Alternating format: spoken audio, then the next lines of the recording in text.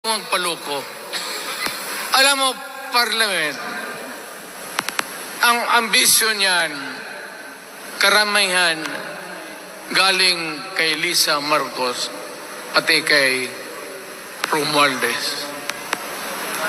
Bongbong bangag yan.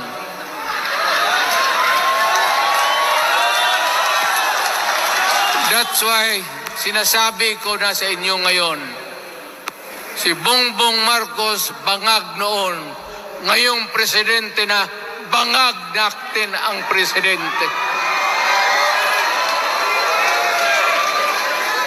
Kayong mga military, alam ninyo yan. Lalo na yung nasa Malacanang. Alam ninyo, the armed forces of the Philippines, alam ninyo, may drug addict tayo na presidente.